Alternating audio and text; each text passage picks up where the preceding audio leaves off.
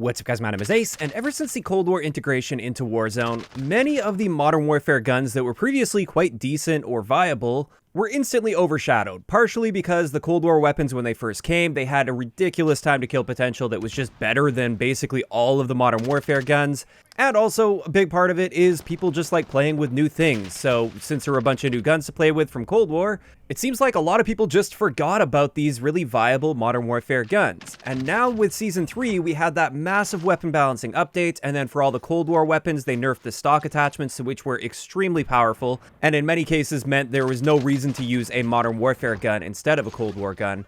But now things have opened up a lot more, and I basically just wanted to make this video to remind you guys that there are a bunch of great Modern Warfare guns that seemingly have been forgotten because I don't see them used very often, and I rarely see people talking about them anymore. Now, of course, this video is not going to be talking about those Modern Warfare guns that have seemingly never been forgotten. People are still using them a good amount, like the AMAX, the AS-VAL, the RAM, the M4, the Kilo, the MP5, the Kar98, the SPR. All of these guns, as well as a few others, are still used quite often, and I wouldn't consider them to be forgotten. This is more so the underrated Modern Warfare guns that are, once again, perfectly viable, and I'd recommend checking out again if you haven't yet. So hopping right into it, let's start off with the assault rifles, and the first assault rifle that I think is quite underrated, and I haven't seen anybody using it in a long time, this is the FAL. Now, the thing about the FAL is it's a bit of a niche gun, it's not super versatile, and that's probably why we don't see it used a ton. However, I feel like a lot of people have forgotten the potential of this gun. This thing is ridiculous, especially if you can manage to mix in a headshot or two. But even if you don't, your time to kill potential is insane. If we're just hitting upper torso shots, our time to kill value is 504 milliseconds against 3 armor plates, which is one of the fastest killing assault rifles in Warzone for body shots. But when we include just one headshot mixed in, our time to kill potential is now 378 milliseconds, which is insanely fast. There's almost nothing that can touch this up close if you land that single headshot mixed in. It's even faster than the AS-VAL.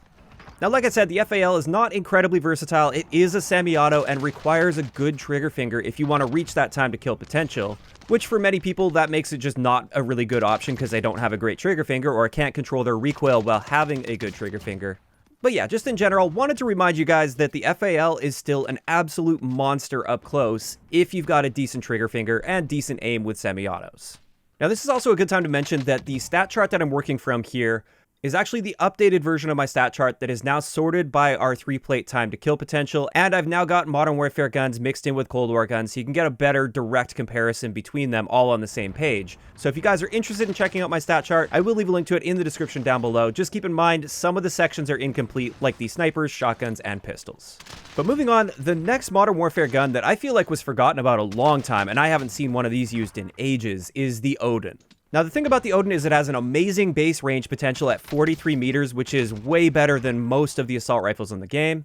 It also deals a massive amount of damage per shot, and while our base time to kill potential isn't incredible at 584 milliseconds, that's really not that bad, especially when you consider the fact that this extends out to double the range of most of the other assault rifles.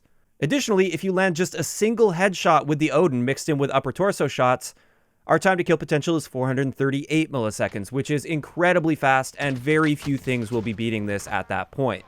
The big downside to this one, though, is its rate of fire. It does have a very slow rate of fire, and therefore it's not a very forgiving gun, and this is mainly designed for those people that are confident with their aim and don't mind using a lower fire rate weapon.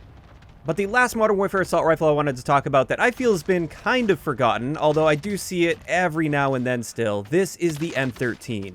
And this is kind of the opposite of the Oden. This one has an extremely high fire rate, but low damage. And its base time to kill potential doesn't stand out at all. It's 670 milliseconds, which isn't very good. However, the thing with the M13 is this is just such an accurate gun that puts rounds down range so quickly that it just feels consistent. There's always just been something I like about the M13 where I feel like it doesn't really matter if I miss the odd shot here or there. It's great to use at mid-range as well as really long ranges. I do just fine with this, even though statistically speaking it is outclassed by many of the other guns. There's just something about the way this feels that makes it an upper tier gun despite its slower time to kill. So yeah, that's yet another gun that you may want to revisit if you haven't checked it out recently. But next up, let's move into the LMG category. There's a couple LMGs here that I kind of feel like are underrated and just were sort of forgotten. And the first one is the Finn with the adverse barrels. Now, the base fin with the slower fire rate when you're not using an adverse barrel, it's not really all that great in Warzone. However, with that adverse barrel, we do get an amazing time to kill to the body at 480 milliseconds, which is the best in the LMG category for all of Warzone. And it also has an extremely high fire rate, so it's very forgiving if you happen to miss a couple shots here or there. And it's also quite accurate considering the fire rate. There is definitely some recoil to it, but it's definitely controllable. As for the other Modern Warfare LMG that I feel is extremely underrated, and it was before the Cold War integration as well, this is the SA-87. Now with this one, some of the highlights. First up, it's got a great range potential at 48 meters, which is way better than most LMGs and assault rifles. Additionally, it's got a great base bullet velocity, a pretty consistent time to kill of 606 milliseconds, which is sort of around average. Like, it's not great, but it's also not bad by any means. And if you mix in a single headshot, it drops it down to 505 milliseconds. When you combine that with the fact that the recoil is fairly easy to control and we're dealing that damage out to a very long range in comparison to other LMGs, this is a very solid choice that I almost never see people using. Now, even though these LMGs I do consider to be very underrated and pretty much completely forgotten at this point, there is a reason you don't see LMGs used too often in Warzone by top players, and this is you are going to be held back by your mobility as well as your aim down sight time, and those are really important stats if you're trying to go kill hunting and maximize the number of kills and get around the map quickly. So I get it, I understand why people aren't using these, but I did want to remind you guys that those are a couple excellent options for Modern Warfare if you are going to be using LMGs. But finally, it's time to move into the SMG category here, and there are a few SMGs that I think are really underrated for Modern Warfare, and I'm surprised I haven't been seeing them come back out to play yet in Season 3. And the first one is the MP7. I've always loved the MP7 in Warzone. It's always been one of my favorites since Warzone launched, and it's not because it necessarily stands out in the time to kill department. It's kind of right in the middle when it comes to time to kill potential, but the thing about the MP7 is it's extremely accurate and easy to control. It's got pretty much straight vertical recoil that's very, very easy to control, and it's got an extremely high fire rate as well, so it's super forgiving, and you just deal a nice steady stream of damage downrange in a very accurate manner. This is yet another one of those cases where, despite its time to kill not standing out, this gun just performs really well in my hands, and I feel comfortable challenging people well beyond the standard SMG ranges with this just because it is so easy to control. And this just leaves us with one last gun on my list here that I think is really underrated, and I haven't seen one for ages. This is the Uzi, but with the 41 AE conversion on it.